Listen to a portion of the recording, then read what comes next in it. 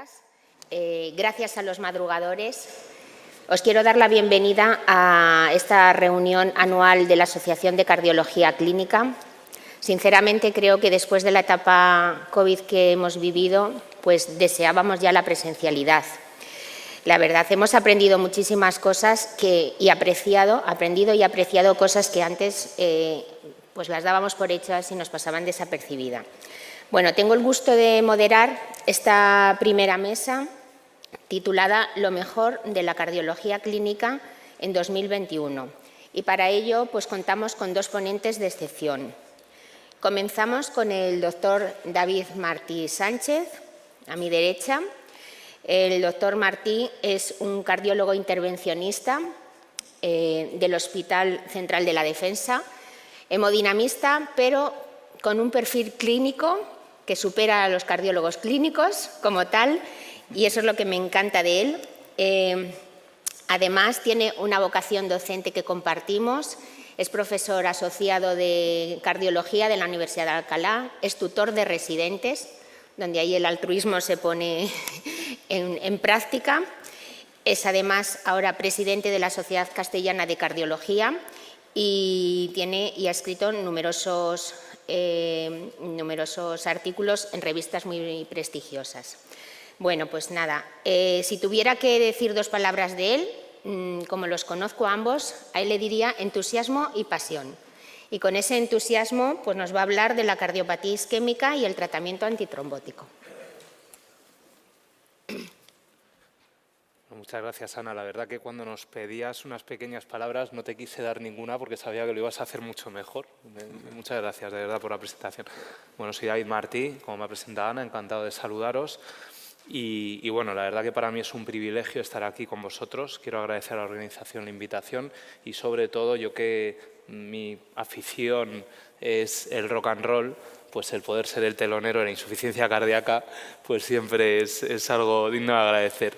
Así que nada, sin más dilación, empezamos con la presentación de lo que para mí ha supuesto lo mejor en el último año en cardiopatía isquémica y tratamiento antitrombótico. Estos son mis conflictos de interés y bueno, he querido un poco desarrollar la charla en estos 4 apartados, un poco por estructurarlo, y vamos a ir viendo algunas pinceladas de cada uno de ellos. Como sabéis, bueno, solo 2 matices, no me voy a meter ni en riesgo vascular, porque de eso se hablará en otras mesas, y por supuesto he obviado pues todo lo que son artículos, para lo cual hay que hacer un trabajo de búsqueda importante para poder filtrar todo lo que son artículos relacionados con el coronavirus. Como sabéis, empezamos fuerte. El año pasado cerró con las últimas guías de signo de coronario agudo que marcaban estas 2 recomendaciones que fueron bastante impactantes, ¿no? Posicionándose en cierta manera a favor de prasugrel respecto a ticagrelor con una indicación clase 2A y desaconsejando el pretratamiento rutinario en el síndrome coronario agudo. No ha habido ninguna investigación original nueva en este sentido, pero sí os aconsejo que leáis este artículo de revisión que se ha publicado pues, hace escasos días, en el cual un grupo, que son los que escriben las guías, y otro grupo también de científicos muy reputados, pues plantean una serie de argumentos a favor o en contra de estas medidas que, si queréis, luego podemos debatir, porque esto nos daría para toda la hora de la sesión. Entrando ya en aspectos más específicos de este año, pues todos recordáis o todos conocéis ya este algoritmo que nos marca. Se ve el puntero, ¿no? Sí. Que nos marca pues un poco la estrategia antiplaquetaria según el perfil del paciente, la estrategia digamos más clásica con la posible prolongación y luego unas estrategias más abreviadas basadas en Twilight, posteriormente se publicó TICO, en Smart Choice y luego la estrategia, ya sabéis, de muy alto riesgo. Bueno, pues sobre este telón de fondo han ido surgiendo algunos estudios que vienen a complementarlo y en algunos de estos casos pues nos transmiten mensajes relevantes. El primero que quiero comentar es TALOS-AMI, que es el último estudio de desescalada y como bien sabéis, bueno, el razonamiento de esto es que pasado el mes se reduce mucho el riesgo isquémico, pero no se reduce tanto el riesgo de sangrado. Un poquito sí, porque ya no vamos a tener al paciente a lo mejor con anticoagulación parenteral, etcétera, o va a estar en una situación sin insuficiencia cardíaca, con menos riesgo de sangrar, pero algo se reduce, perdón, pero no demasiado, ¿no? Y sin embargo el riesgo isquémico sí que se reduce bastante. Eso es lo que pues un poco ha motivado que pues en los últimos años se hayan hecho estudios dirigidos a evaluar la desescalada. El interés de este estudio del Thalassemia es que la selección de los pacientes no era en base a pruebas de función plaquetaria ni a genotipado, sino que era una selección totalmente clínica y pues se randomizaba a todos los pacientes potencialmente incluidos, se randomizaban al mes del evento a continuar con aspirina y clopidogrel o con aspirina y ticagrelor. Bueno, pues este estudio lo que ve es que esta estrategia de desescalada no se asocia a una mayor incidencia de eventos isquémicos durante el seguimiento a 12 meses y, sin embargo, sí asocia una reducción de los eventos de sangrado.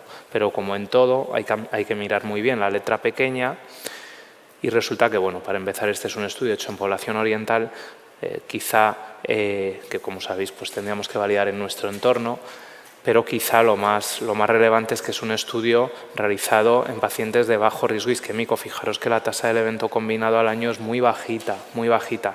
Como pone de manifiesto, la incidencia de enfermedad multivaso muy pequeña, muy baja, pues a lo mejor de pues casi la mitad de lo que vemos en nuestro día a día. Y luego también muy importante, la diferencia en sangrados es sobre todo a expensas de los sangrados BARC2, que son sangrados digamos que motivan una atención médica, pero no son sangrados tan graves, ¿no? Son sangrados que requieren una transfusión o incluso un ingreso hospitalario, ¿vale? Y luego muy importante el tamaño de la muestra, porque estamos hablando de 2.600 pacientes cuando los estudios principales con antiplaquetarios ya sabéis que eran del orden de 18.000 pacientes, ¿vale? Entonces realmente yo quería hacer una cosa así, pero ¿quién piensa que esto puede cambiar las guías? Yo creo que seguirá un poco, pero bueno, saber que hay este estudio que no se basa en genotipado ni en pruebas de función y bueno, que en pacientes seleccionados y de bajo riesgo isquémico, pues oye, te puedes plantear desescalar, pero desde luego no va a ser la estrategia de rutina. Este estudio sí me parece muy importante, es el STOP-DAT2. En este estudio lo que hacían los investigadores era al mes, en el grupo digamos de estrategia experimental, suspendían el P2Y12 y pautaban exclusivamente monoterapia con clopidogrel. Esto tras un síndrome coronario agudo, ¿vale? Al mes. Y en el grupo, en el brazo control, al mes lo que hacían era mantener clopidogrel y aspirina. En cierto modo, bueno, esto podemos entrar a hablar, es un grupo también oriental. Allí la dosis que usan de prasugrel es muy bajita, pero bueno, lo que nos interesa que es a partir del mes venía a comparar doble antiagregación después de un síndrome coronario agudo con clopidogrel frente a clopidogrel solo. Es interesante ver las características basales, sobre todo, voy a intentar un poco no entretenerme mucho, pero sobre todo el tema de la imagen intracoronaria, que sabemos que reduce a la mitad la trombosis del stent. Pues veréis que en este entorno, ¿no? en este grupo, hacían imagen casi en la totalidad de los procedimientos, ¿no? Lo cual pues, podría un poquito ayudar a la estrategia de suspender el segundo antiplaquetario, ¿vale? Pero para nada es nuestra rutina del día a día. Bueno, pues es muy relevante este estudio porque lo que pone de manifiesto es que el grupo de un mes de doble terapia después de un síndrome coronario agudo tenía una tendencia a tener más eventos cardiovasculares y sobre todo cuando hablamos de infartos casi el doble de infartos, ¿vale? También reducía los sangrados, pero pues no mostraba un perfil favorable en cuanto comparable, digamos, en cuanto a los eventos isquémicos. Por tanto, es una llamada un poco a la precaución respecto a la suspensión muy precoz del segundo antiagregante después de un síndrome coronario agudo. ¿Vale? Yo creo que este es un estudio muy relevante de lo que se ha publicado este año. Y pues el estudio quizá más mediático ha sido el MASTER-DAP, que era un poco el estudio definitivo, ¿no? de suspensión precoz después de un stent, pero en pacientes no de rutina, ¿vale? sino en pacientes de alto riesgo hemorrágico. Estos pacientes tenían que cumplir algunos de estos criterios para ser incluidos. Es verdad que a mí personalmente me hubiese gustado que quitasen a los pacientes anticoagulados, aunque luego han hecho un subanálisis, ¿verdad? Pero bueno, ya sabemos que el anticoagulado tiene que estar muy poquito tiempo con doble antiagregación, ¿no? Pero es verdad que, como todos sabéis, a veces cuando se empiezan a diseñar estos estudios no es en el momento actual que sabemos ya esto, sino que entonces eso hace que los protocolos pues incluyan pacientes que en teoría ya lo teníamos claro por otro lado, ¿no? Estos investigadores, al mes de implantar un stent de nueva generación, lo que hacían era randomizar una terapia estándar que de media más o menos era en torno a 6 meses de antiagregación, de doble antiagregación, o la terapia abreviada, que la gran mayoría de los pacientes la suspendían en ese momento, ¿vale? Bueno, pues estas son las características basales, como comentaba, fijaros ahí, pues más de un tercio de los pacientes anticoagulados y bueno, toda esta serie de factores de riesgo de sangrado que pues son muy parecidas a los criterios de HBR, el High Bleeding Risk, de alto riesgo de sangrado. Bueno, pues el resultado fue este, ¿no? No había diferencias en eventos isquémicos y sin embargo sí había una reducción en torno a 3 puntos porcentuales en la tasa de sangrado. Atención, porque una vez más hay que irse a la letra pequeña y hay que ver que lo que se redujeron fundamentalmente fueron los sangrados BARC2, no los BARC3 ni los BARC5, ¿vale? O sea que, una vez más, suspender el segundo antiplaquetario al mes será una estrategia muy útil, muy interesante para un paciente de muy alto riesgo de sangre, un paciente que ya ha sangrado, un paciente anticoagulado, ¿vale?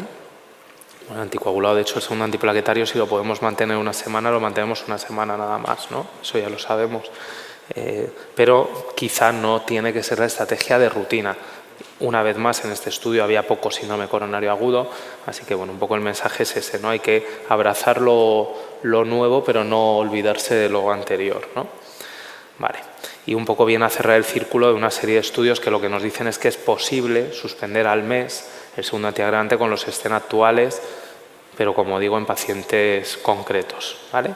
Y luego otro estudio importante es el Hostexan, que ya enfoca un escenario totalmente distinto, que es el antiagregante a largo plazo, ¿vale? Este estudio lo que vino a analizar fue la comparación entre aspirina y clopidogrel como antiagregante simple en el paciente con cardiopatía isquémica crónica. Y observamos, la verdad que fue un estudio muy relevante, porque observamos una reducción del evento combinado, pero es que además observamos reducción tanto a nivel de trombosis como de sangrado. Entonces, es verdad que hay algunas observaciones que se le pueden hacer, cómo sería el manejo de un paciente que se va a operar, un paciente que está con clopidogrel y no con aspirina. Nos gustaría tener un seguimiento a más largo plazo, está programada una extensión a 10 años. Y bueno, pues también son pacientes pues orientales con algún tipo de alelo que les hace pues más sensibles al clopidogrel, entonces no sabemos muy bien eso cómo interpretarlo en nuestro medio, pero sin duda es un estudio que hay que seguir de cerca y lo que venga derivado de él, porque ha posicionado el clopidogrel como un fármaco competitivo frente a nuestra estrategia rutinaria, que es la aspirina. Y viene a avalar además la última de las columnas de las guías, ¿no? Del paciente de muy alto riesgo de sangrado, mantenerle solo clopidogrel pasado el mes. Pasamos al campo de otras terapias. Se han publicado, bueno, voy a mencionar 3 trabajos. El estudio Reality, que habla de transfusiones. Cambiamos de escenario totalmente, pero es cardiopatía isquémica. Transfusión en pacientes que han tenido un infarto. Es un estudio que han participado investigadores nacionales, franceses también. Y bueno, la verdad que nos viene a decir un poco pues lo que ya intuíamos, ¿no? Que una estrategia más restrictiva de transfusión, reservándonos, digamos, aquellos casos con una hemoglobina por debajo de 8, pues no es inferior a una estrategia liberal. Es verdad que los intervalos de confianza pues, no permitían decir que fuese superior, pero podemos acogernos a una estrategia más restrictiva sabiendo que bueno, no le vamos a hacer daño al paciente. Otro estudio muy relevante, aunque bueno, ahora podemos ver si cambiaría mucho las guías o no, puesto que ya es indicación clase 1, es la vacunación de la gripe en los pacientes que han tenido un infarto. Este estudio tuvo que ser detenido prematuramente por la situación de la pandemia, pero fue posible, aunque sabéis que cuando se detiene prematuramente un estudio se puede magnificar un poco el efecto, pero bueno, sí que observamos una mejoría en la mortalidad por todas las causas y en la mortalidad cardiovascular. Quizá el mayor interés, como se ha comentado, es que, comentan los autores, es que a lo mejor tenemos que plantearnos la vacuna antigripal casi como tratamiento hospitalario de los pacientes. O sea, no decirse tiene usted que vacunar de la gripe, sino ponerle la vacuna en el mismo hospital, ¿no? Porque esto, pregunta de OPE, la vacunación antigripal es indicación clase 1 en las guías, ¿vale? Y luego ya sabéis que está muy de moda la colchicina y hay un metaanálisis muy reciente que nos pone esta ilustración central, que la colchicina es muy buena, reduce mucho los eventos isquémicos, parece que hay inflamación, etcétera, y todos nos preguntamos, ¿por qué no usamos colchicina?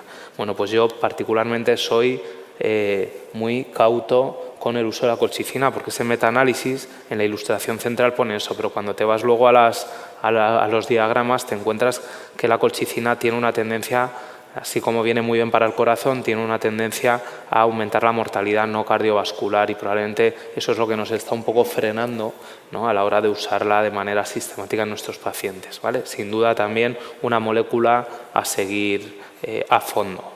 Seguimos en el apartado de las estrategias de manejo. Creo que conocéis el isquemia, ¿verdad? Creo que lo conocéis, ¿no? Es este estudio que randomizó, bueno, o seleccionó a 8.000 pacientes, de los cuales randomizó a 5.000 para una estrategia invasiva o tratamiento médico óptimo, ¿verdad? Bueno, es un estudio que estaba proyectado para isquemia moderada severa, pero sabéis que al final quedó en isquemia de moderada a leve, ¿no? Y por supuesto excluyendo pues algunos pacientes en los cuales el clínico o el paciente pensaba que había que ir a cateterismo. Total, después de un viaje de 10 años y 100 millones de dólares, este estudio, que iban a haber sido 8.000 pacientes y fueron 5.000 con isquemia moderada ligera, lo que nos dijo es lo que ya sabíamos. Con un paciente con isquemia leve, pues le puedes hacer lo que quieras, ¿no? Le puedes hacer estrategia. Bueno, pero a partir de aquí pues ha habido algún subanálisis que puede ser interesante. Uno de ellos, lo que se han presentado este año, lo que trata de analizar es comparar el mejor tratamiento médico con la mejor revascularización, que es la revascularización completa, no con cualquier revascularización. Y ahí sí que observamos dos mensajes. Vemos que hay mejoría de eventos en el brazo de revascularización, en el brazo invasivo, y el segundo mensaje es que eso lo conseguimos tanto si la revascularización la guiamos con anatomía como si la guiamos con estudios funcionales, ¿vale? O sea que tampoco hay que volverse loco con los estudios funcionales, que también la anatomía pues nos puede guiar el intervencionismo según los resultados de este subanálisis, ¿vale? Y otro subanálisis relevante es el de la calidad de vida, también basado en la revascularización completa, y vemos esta mejora tan significativa en el cuestionario de angina de Seattle a 12 meses en el brazo de revascularización completa respecto al tratamiento conservador, más significativa aún que en el brazo de estrategia invasiva evaluado en su conjunto, ¿vale? Y por supuesto pues menos pacientes con angina pues pasado el periodo de seguimiento, ¿no? Se ha publicado también este metaanálisis que integra la isquemia y también hace, digamos que enfatiza la importancia del tiempo, ¿no?, del tiempo de seguimiento, y lo que nos viene a decir es que los estudios, aunque es verdad que incluyen ensayos clínicos ya pues, muy remotos o muy añejos, ¿no?, pero lo que nos dice es que los estudios con un mayor tiempo de seguimiento llegan a poner en evidencia más beneficio de la estrategia invasiva, ¿vale? O sea que sin duda, bueno, luego podemos debatir qué es lo que estamos haciendo en nuestros hospitales, pero desde luego no es el fin de la estrategia invasiva, como tampoco lo ha sido la evaluación de la FDA después del Cabana. O sea, no, en ese sentido no estamos preocupados de que nos vayamos a quedar sin trabajo. Y luego un par de estudios relevantes también hablando de estrategias de manejo, que es ya la estrategia de guía funcional para la revascularización de las lesiones coronarias. Dos estudios importantes, este primero, el Flower MI, un estudio que se publicó este año también en New England, y lo que hacía era en pacientes con un infarto con elevación del ST que recibieron angioplastia primaria y tenían enfermedad multivaso, se les randomizaba a una revascularización completa guiada por FFR y a una revascularización completa guiada exclusivamente por angiografía. Bueno, pues fue un estudio negativo en el sentido de que los resultados clínicos de una u otra estrategia fueron igualmente buenos, fueron muy buenos resultados con una tasa de eventos muy baja, igual de buenos en los dos brazos.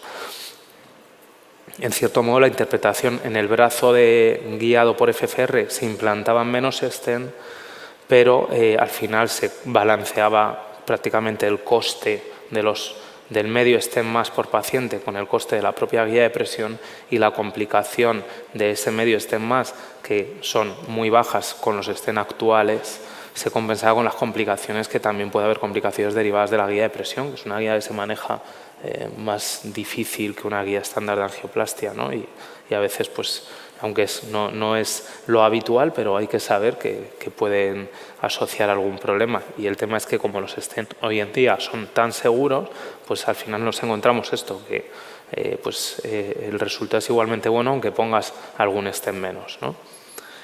Y un poco en la misma línea, otro estudio relevante, el RIPCOR 2, que lo que hizo fue randomizar a los pacientes en el momento del cateterismo diagnóstico, no como el FAME cuando ya se había decidido hacer intervencionismo, sino en el momento del cateterismo diagnóstico.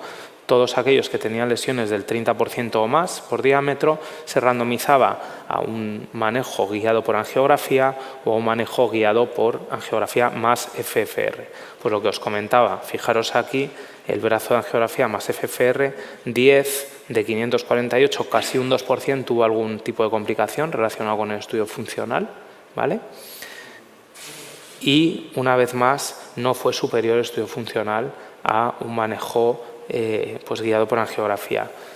Una llamada a la calma con este boom que estamos viviendo de los estudios funcionales, ¿no? Por lo menos de verdad, para los que nos dedicamos a esto, a veces es agobiante pues tener un paciente con lesión moderada en la descendente anterior y que te ves obligado a hacer un estudio funcional pues un poco por la tendencia que hay, ¿no? Pues la verdad que ahora con sabiendo o sospechando que no va a ser significativo, ¿no? Pues ahora gracias a esto pues nos podemos un poco apoyar en los resultados de este estudio para seguir un poco trabajando pues de la manera que consideremos más oportuna, ¿no? Y ya un poco unas últimas palabras en relación a aspectos más técnicos. Como sabéis, sigue abierto el debate que es mejor si intervencionismo o cirugía en lesiones del tronco. Este va a ser un debate eterno. Nunca, desde luego, los cirujanos y los intervencionistas no nos vamos a poner nunca de acuerdo. Pero bueno, es verdad que últimamente hemos tenido los resultados de los grandes estudios a muy largo plazo y vemos que bueno, hay algunas diferencias y bueno, esto también lo podemos hablar, pero seguramente va a tener mucho que ver la anatomía, la complejidad anatómica. Una lesión ostial de tronco con otra lesión asociada abordable, pues a lo mejor nos puede inclinar más intervencionismo, pero sin duda aquel paciente que tenga varias lesiones a lo mejor pues tenemos que pensar en la cirugía.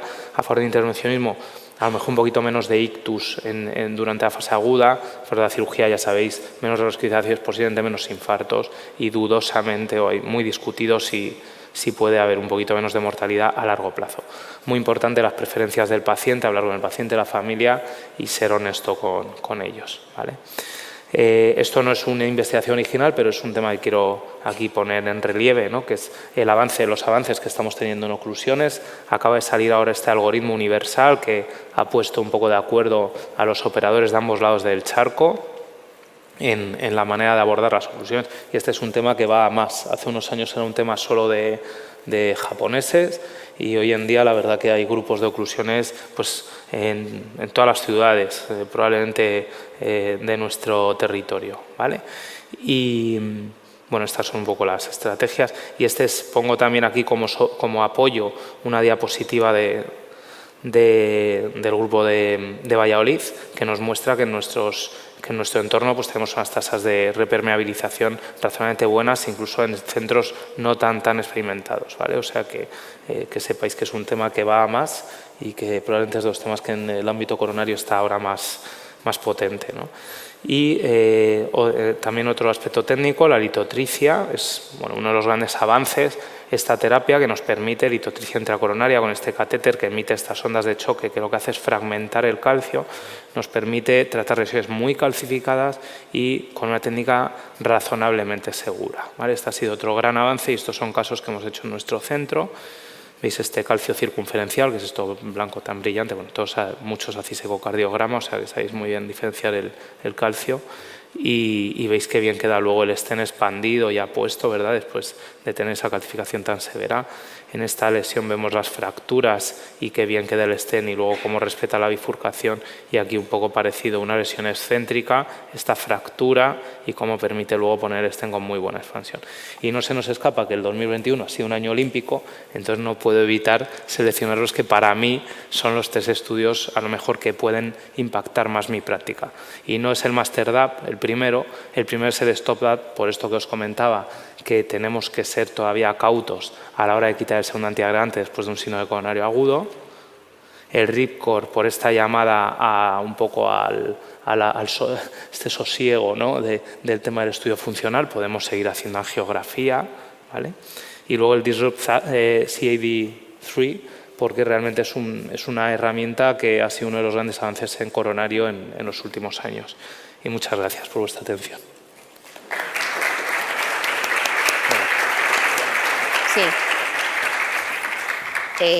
Dejamos las preguntas para el final y vamos a pasar ya con el segundo ponente, el doctor Mario Vaquero Alonso. El doctor Vaquero es cardiólogo clínico con más de 20 años de experiencia en el Complejo Hospitalario Universitario de Toledo. Además de esto, también es jefe del Servicio de Cardiología del Hospital Quirón Salud de Toledo. Compartimos los tres la vocación docente siendo tutores de residentes y él, además, implicado en el Comité de Tutores y Residentes de la SEC y con una extensa formación continuada universitaria, destacando varios másters que él ha realizado. Bien, pues también si lo tuviera que definir con dos palabras, viendo su trayectoria, pues diría tesón y experiencia. Con este tesón y experiencia pues nos va a hablar de la insuficiencia cardíaca y las arritmias. Bueno, pues lo primero, gracias Ana y gracias a la sección, especialmente de Luismi, por darme este regalo, ¿no? Regalo hablar de las principales o lo mejor de la insuficiencia cardíaca, también de arritmia, en este año 2021 en que tanto se ha publicado y con tanta trascendencia en la práctica clínica. El problema es que tengo poco tiempo y tengo que seleccionar, con lo cual muchos de vosotros probablemente vaya a echar de menos fármacos que no voy a comentar, culpa mía, pero hay que seleccionar un poco. Imposible no empezar hablando de la actualización de la guía de práctica clínica en insuficiencia cardíaca. De estas guías, que es una actualización de las previas que son de hace 5 años, 2016, quizá para mí los cambios más relevantes son el cambio de denominación de la insuficiencia cardíaca con fracción de eyección en rango intermedio, 41-49%, a FEBI ligeramente deprimida. Y esto no es un cambio semántico, sino es un cambio claro de posicionamiento de las guías que asumen que fisiopatológicamente, claramente, estos pacientes los sacan de una zona de nadie y los meten o asumen que fisiopatológicamente están mucho más cerca de la FEBI reducida. Y eso cristaliza no solo en las recomendaciones terapéuticas, que enseguida os voy a comentar, sino también incluso en los criterios de diagnóstico. Veis cómo en la FEBI ligeramente deprimida ha desaparecido lo que todavía persiste en la FEBI preservada, y es que además de los signos y síntomas de insuficiencia cardíaca y de la documentación de la FEBI que tiene el paciente, ya no es necesario demostrar que este paciente pues tiene una elevación de péptido natriurético o una cardiopatía estructural que ponga de manifiesto una disfunción diastólica o una elevación de las presiones de llenado. De todas maneras, yo creo que el principal cambio de la nueva guía de práctica clínica con mucho es la irrupción abrumadora de los inhibidores SGLT2, que gracias a los estudios de Apache-F y Empero-Reduce se posicionan clarísimamente como el cuarto pilar indiscutible del tratamiento de la IC con FEBI reducida. Otro cambio importante es el abandono de este esquema vertical que tenía en la guía del 2016 a la hora de instaurar los distintos tratamientos, ese escalonamiento de los tratamientos, ese esperar a ver qué efecto tiene un fármaco para decidir si pongo el siguiente, desaparece en esta guía de práctica clínica.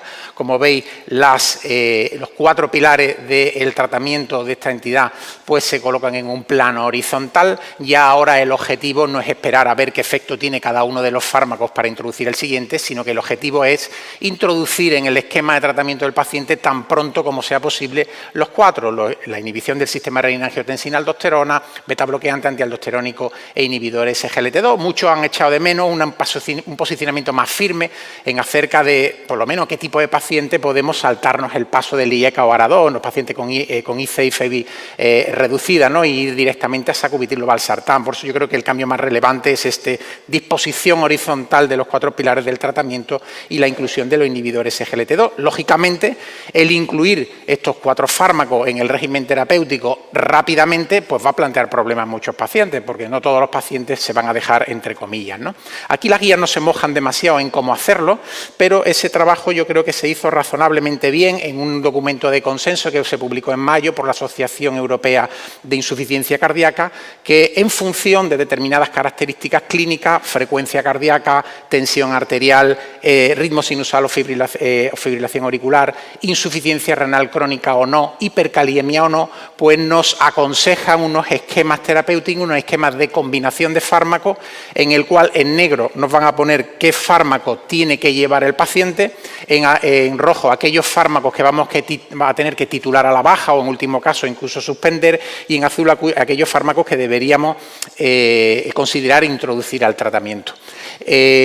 Hablaba de la irrupción de los inhibidores SGLT2 de una manera abrumadora en el tratamiento de la ICE con FEBI reducida. Fijaros, en absolutamente todos los esquemas, en todas las situaciones clínicas, los inhibidores SGLT2 están en negro. Deben formar parte del esquema terapéutico de nuestros pacientes, porque son fármacos que se toleran bien, que no nos toca mucho la tensión arterial, no nos tocan la frecuencia cardíaca, sus efectos son independientes que el paciente esté en sinusal, en fibrilación auricular. No solo no nos empeoran la función renal, sino que cuanto peor es la FEBI, mejor es la prevención del deterioro de la función renal de nuestros pacientes, y además no nos provocan trastorno hidroelectrolítico. Es decir, habrá que armarse mucho de razones para no incluir un inhibidor de SGLT2 en nuestros pacientes con insuficiencia cardíaca y FEBI deprimida. En cuanto a las recomendaciones del tratamiento en AIC con FEBI ligeramente reducida, como veis, todos los pilares del tratamiento de la insuficiencia cardíaca con fracción de eyección reducida están aquí, salvo los inhibidores SGLT2. Eso sí, con una recomendación de clase 2B y un nivel de evidencia C. Sí que quieren arrimar este grupo a la IC con FEBI reducida, pero lo cierto es que la evidencia hasta ahora no era tan uniforme en cuanto, o tan importante en cuanto a los regímenes terapéuticos eficaces.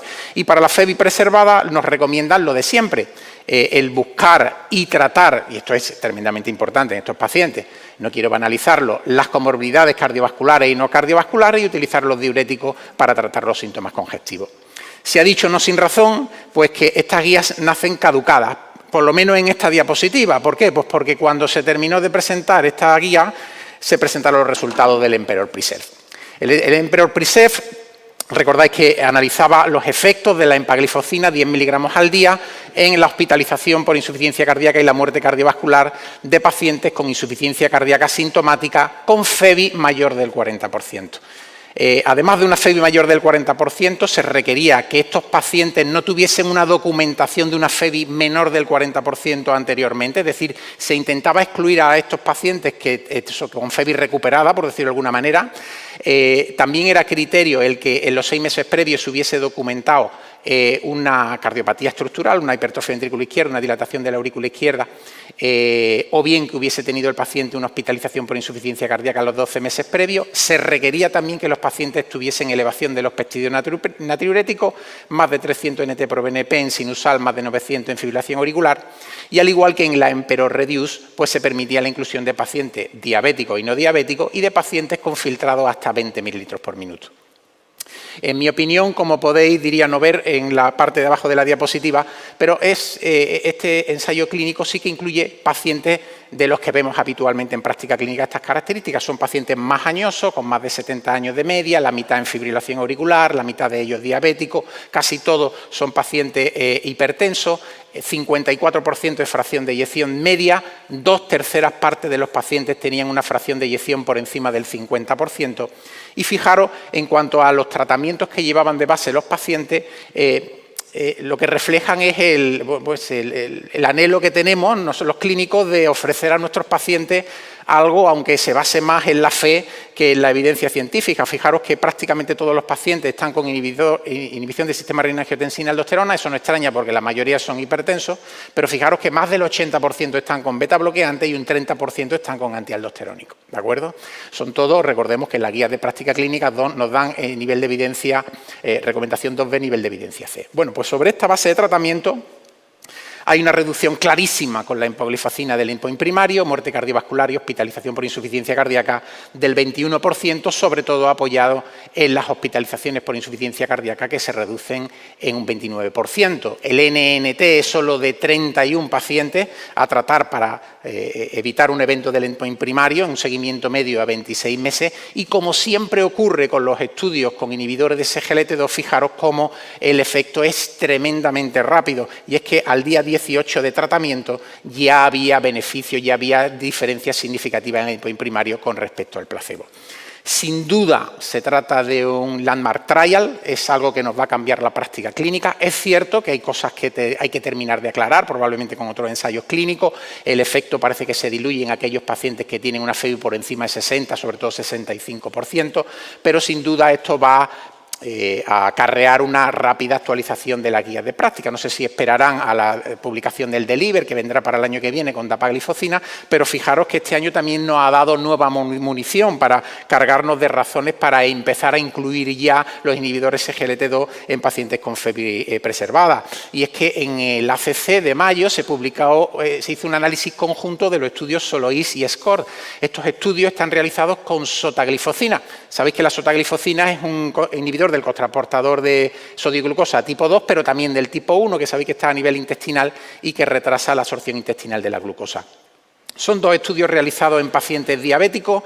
El primero de ellos, el SOLOIST, en pacientes ingresados por una descompensación de insuficiencia cardíaca, independientemente de la FeVI que tuvieran, aunque lo cierto es que el 80% de los pacientes tenían una FeVI de menos del 50% y la FeVI media era del 35%, y el estudio SCORE a la derecha, que es un estudio realizado en pacientes diabéticos con enfermedad renal crónica, independientemente de que tuvieran o no albuminuria. Aquí la FeVI media era del 60%.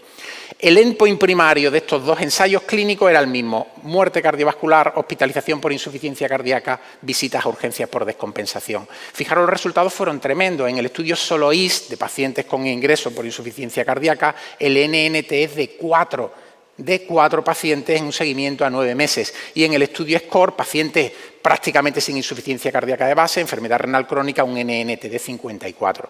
Pero fijaros, como os digo, en la ACC se publica un análisis conjunto y vemos cómo el efecto sobre los eventos relacionados con la insuficiencia cardíaca es tremendamente consistente a lo largo de todo el espectro de la FeVI. Hay una reducción, hay un NNT para pacientes de menos del 40% de solo 11, para FeVI ligeramente deprimida de 7 y para FeVI mayor o igual del 50% un NNT de 9. Es cierto que esto es un análisis post-hoc, pero yo creo que unido a lo que aporta el Emperor Preserve, no sé si merece la pena, probablemente sí, esperar al estudio del DELIVER para actualizar la guía de práctica clínica tan pronto como sea posible.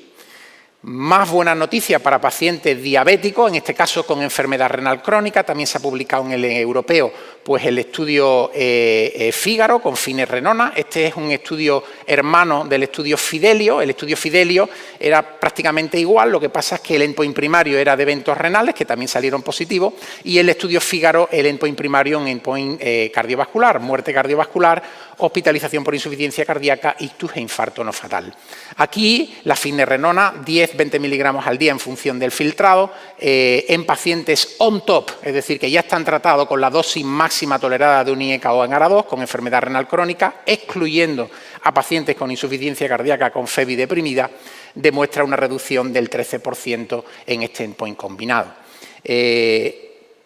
Uniendo los pacientes del estudio Fígaro del Fidelio, pues ya nos juntamos aquí con más de 13.000 pacientes que fueron objeto de un análisis, el análisis Fidelity, y como veis, en más de 13.000 pacientes, finerenona en estos pacientes diabéticos con enfermedad renal crónica reducen claramente eventos relacionados sobre todo con las hospitalizaciones por la insuficiencia cardíaca y los eventos renales. El precio a pagar es un aumento de la hiperpotasemia que realmente a la hora de analizar qué porcentaje de pacientes esto supone una suspensión definitiva del tratamiento, solo un 1,1% de los pacientes con finerenona tuvieron que abandonar el tratamiento por este motivo más que placebo, ¿no? Tendremos que estar atentos a los estudios que seguro vendrán en insuficiencia cardíaca clínica con este fármaco. Desgraciadamente no todos fueron buenas noticias, hubo 2 estudios que no demostraron beneficio presentados en la ACC. Uno fue el estudio Paradise-EMAI, que es un estudio realizado que pretendía demostrar que sacubitril/valsartán era superior al ramipril a la hora de prevenir muerte cardiovascular, hospitalización por insuficiencia cardíaca o empeoramiento ambulatorio de insuficiencia cardíaca en pacientes incluidos en los 7 primeros días después de un infarto que cursa con una FEBI de menos del 40% y o, es importante lo del IO, congestión pulmonar, más un factor de riesgo de lo que veis ahí a la derecha de la diapositiva. En el seguimiento a 23 meses, sacubitril/valsartán no consiguió demostrar reducción significativa frente a ramipril en el endpoint primario. Es cierto que cuando se consideran no solo las primeras hospitalizaciones, sino las hospitalizaciones recurrentes, sí que parece que hay un cierto beneficio, pero en el endpoint primario no lo hay. Mi interpretación, la FEBI media de estos pacientes era del 37% y estaba medida en los primeros días después de un infarto. El 90% de estos pacientes se revascularizaron y todos tomaron o bien ramipril o sacubitril/valsartán. Esto para mí mete a estos pacientes más en el perfil Paragon que en el perfil Paradigm, ¿no? Y probablemente los beneficios en términos de reducción de eventos relacionados con la insuficiencia cardíaca están más amortiguados por ese motivo. Esto es elucubración, es interpretación personal, lógicamente. Tampoco hubo beneficio en el estudio LIFE. El estudio LIFE comparaba sacubitrilo frente a valsartán solo, sacubitril/valsartán frente a valsartán solo en pacientes con insuficiencia cardíaca con FEBI reducida en clase funcional 4. El endpoint primario era un endpoint blando, en seguimiento a 6 meses, que era reducción del área bajo la curva de los niveles de péptido natriurético. Ni sacubitril/valsartán ni valsartán modificaron prácticamente los niveles de NT-proBNP en estos pacientes. Tampoco hubo reducción con sacubitril/valsartán de los endpoints secundarios, que eran endpoints clínicos. El mensaje para mí de este estudio es que en pacientes con insuficiencia cardíaca avanzada en clase funcional 4 llegamos tarde prácticamente con cualquier tratamiento farmacológico. Pasando ya al tema de arritmias, inevitable empezar con la actualización después de 8 años de las guías de estimulación y de terapia de resincronización cardíaca. Evidentemente no voy a intentar haceros un resumen, simplemente os voy a decir para mí lo que como clínico me ha gustado o me ha ayudado más o me ha llamado más la atención. Yo creo que me han gustado mucho los flowcharts, los algoritmos para orientar las pruebas diagnósticas en pacientes que tienen síntomas sugerentes de ser secundarios a bradicardia o trastornos de conducción. Se da más importancia a las técnicas de imagen, estudios del sueño en los pacientes con eventos nocturnos, el implante de Holter insertable en los pacientes con síntomas poco frecuentes. También me llamaron mucho la atención las indicaciones de estimulación permanente en pacientes con síncope reflejo de alto riesgo mayores de 40 años, cuando allá hay una indicación de clase 1 para estimulación en pacientes con pausa espontánea sintomática de más de 3 segundos o asintomática de más de 6 segundos. También indicación de estimulación para pacientes con pausa significativa, síncopes cardioinhibitorios en las pruebas de provocación como el masaje del seno carotidio o el test de mesa basculante.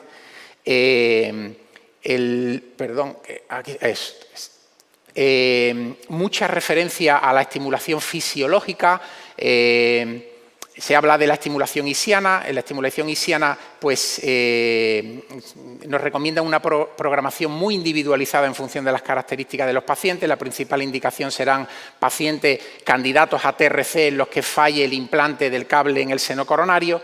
Y fijaros cómo hay una cierta desconfianza de todas maneras por las limitaciones que tiene la estimulación isiana en cuanto a los cambios bruscos de umbrales o la dislocación de cable, en cual nos recomiendan pues, dejar un cable en el ventrículo derecho de backup en todos aquellos pacientes que sean dependientes de marcapaso o que tengan características que lo hacen más probable de que se hagan dependientes. En este sentido, probablemente la estimulación del bloqueo rama izquierda, que se habla de una técnica prometedora, puede quizás soslayar estas principales limitaciones de la estimulación isiana. Importante, no las comento por falta de tiempo, también yo creo que se aborda de manera bastante más específica. A mí me han gustado mucho como las indicaciones de estimulación permanente en pacientes que desarrollan trastornos de conducción auriculoventricular o intraventricular después del implante de la TAVI. Y también las indicaciones de ablación del el nodo AV en los pacientes con FA sintomática que no son candidatos a la ablación, ¿no? Aquí a la derecha de este flowchart, como veis, en un paciente con FA sintomática, que hemos decidido hacerle una ablación del nodo AV por problemas para el control de la frecuencia cardíaca, se recomienda cada vez más que el tratamiento de estimulación sea lo más fisiológico posible, que sea un TRC, sobre todo es clase 1 en los pacientes que tienen una FEBI menor del 40%, una indicación de clase 2A en los pacientes que tienen una FEBI intermedia entre el 40 y el 50%, y fijaros que ya incluyen aquí como indicación 2B la estimulación isiana. En los pacientes en los que con FA asintomática, en los que a priori aparentemente el control de la frecuencia cardíaca no sea un problema, pero que tengan indicación de terapia de resincronización cardíaca, si en el seguimiento vemos que la estimulación biventricular es inferior al 90 al 95%, estará indicada la ablación del nodo AV. Esto es algo que llevamos haciendo años, ¿no? Y que la guía pone de manifiesto que la guía va muy por detrás de la evidencia e incluso de la práctica clínica, al menos en lo que a estimulación se refiere. Fijaros, en este último europeo se han publicado los estudios de mortalidad de la PAP-CRT.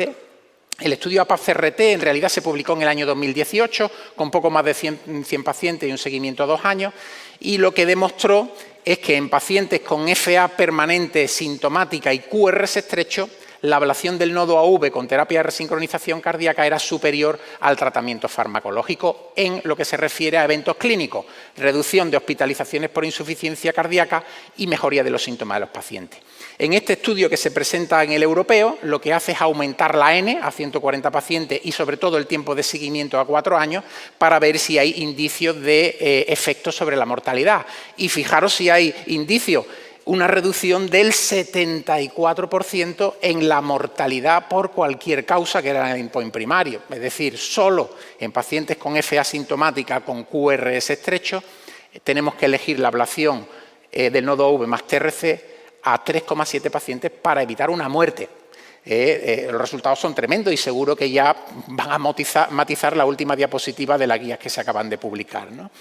Pero no solo eso, es que además en el endpoint secundario de muerte por cualquier causa, hospitalización por insuficiencia cardíaca, hay beneficio y ese beneficio es independiente de que el paciente tenga una FEBI por encima o por debajo del 35%. Dos estudios que fueron motivo de publicación en New England, hay que comentarlos sí o sí, el estudio Early AF y el estudio Stop AF, son estudios muy parecidos entre sí. Lo que pretenden es demostrar es que la crioablación es superior al tratamiento con fármacos antiarrítmicos como primera terapia para pacientes con FA paroxística. La principal diferencia entre estos dos ensayos clínicos es el método que utilizan, son seguimiento a 1 año, en la monitorización de eventos arrítmicos recurrentes. En el estudio Early AF se utiliza un LINC, un holter implantable.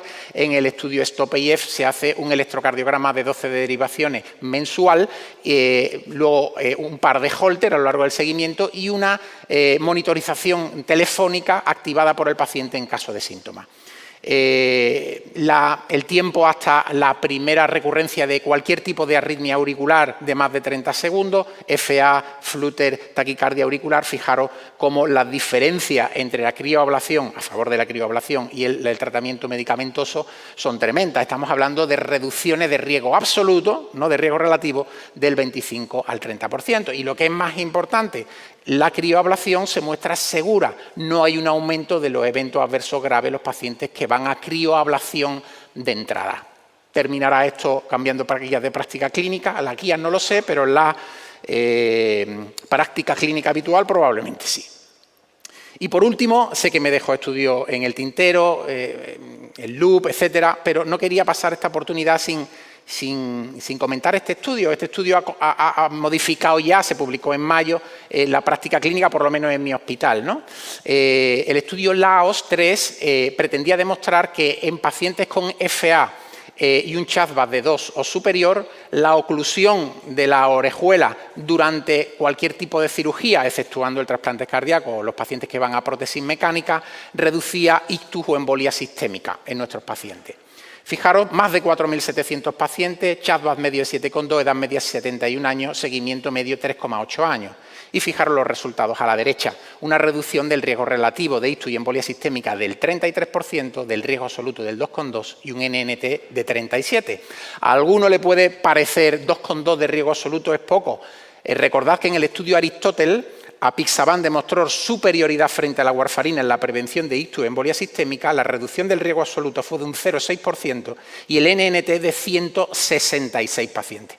¿De acuerdo? Y este, además, es un beneficio que se añade al tratamiento antitrombótico. Es decir, esta oclusión de la orejuela no sustituye al tratamiento anticoagulante, sino que es un beneficio que se añade al tratamiento anticoagulante. ¿Y cuál es el precio que tenemos que pagar? 6 minutos más de circulación extracorpórea, que no se traduce en mayor mortalidad ni en mayor tasa de sangrado en el postoperatorio, ni tampoco de insuficiencia cardíaca en el seguimiento, algo que se podía temer porque cuando cortas un trozo de la aurícula, pues disminuye la producción de péptidos natriuréticos. En definitiva, perdonad por lo atropellado un poco de la presentación, son muchísimas novedades. Esta es la selección que he hecho, seguro que hay algún estudio que me he hecho en el tintero, pero eso podemos discutirlo ahora con David y con Ana. Muchas gracias.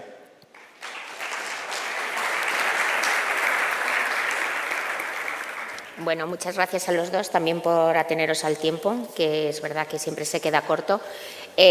¿Alguna pregunta primero de la audiencia, por favor? Al doctor Martí, al doctor Vaquero. Se hemos dejado. Bueno, pues yo quiero una pregunta muy sencilla y es preguntar a cada ponente que me resuma en 30 o 45 segundos lo que tengo que llegar yo el lunes al hospital y decirlo en la sesión. Sobre su charla. Vengo encantada porque ha dicho el doctor Martí. Bueno, yo creo que hay que tener, básicamente que en cardiología hay que tener la mente, tú que eres también tutora, muy tutora, ¿verdad? Pues más aún a los cardiólogos en formación, ¿no? Que hay que tener la mente muy abierta, porque lo que hoy está prohibido, mañana es clase 1 y a la inversa, ¿no? Y lo hemos visto en multitud de ocasiones. En el caso de mi charla, yo quizá, lo que he insistido varias veces, de lo de la suspensión ultra rápida, pues por síndrome coronario agudo y de rutina, pues yo creo que no ha llegado todavía. Eso y qué más. Y bueno, luego el debate que es una de las cosas que está ahora mismo más en el candelero, ¿no? Que es el pretratamiento sí o no y qué fármaco, pues también. Esto es algo que hay que reflexionar mucho, que no podemos con un estudio de 4.000 pues tirar por tierra pues lo que llevamos haciendo 10 años con estudios de 20.000 pacientes, ¿no? Entonces, bueno, que hay que, lo bonito de la cardiología probablemente y de la cardiología clínica en particular es reflexionar acerca de toda esta evidencia, ¿no? Y ya en cada centro pues tomar la decisión que se considere más adecuada. Vale, no ser tan precipitados, ¿no? Muy bien. ¿Y doctor Vaquero? Bueno, yo creo que no el año, es el lustro de los inhibidores SGLT2. En insuficiencia cardíaca, prácticamente la evidencia nos va llevando a pues, que prácticamente te tienes que ir armando de razones para no ponerle un inhibidor SGLT2 a un paciente con insuficiencia cardíaca. Habrá que matizar en estos pacientes que tienen una FEBI por encima del 65%, sobre todo, y demás, ese fenotipo de paciente, pero yo creo que es desde el punto de vista del impacto en práctica clínica, probablemente los inhibidores SGLT2 el que más alegría nos lleva dando en los últimos años. Se ha pasado de contraindicaciones, por ejemplo, la insuficiencia renal, lo que era una contraindicación formal para estos fármacos, a una indicación preferente, ¿no? Por no salirnos un poco del tema de la insuficiencia cardíaca. Y otra reflexión es que yo creo que el modelo actual de las guías de práctica clínica, tal como está planteado, pues se ha quedado obsoleto.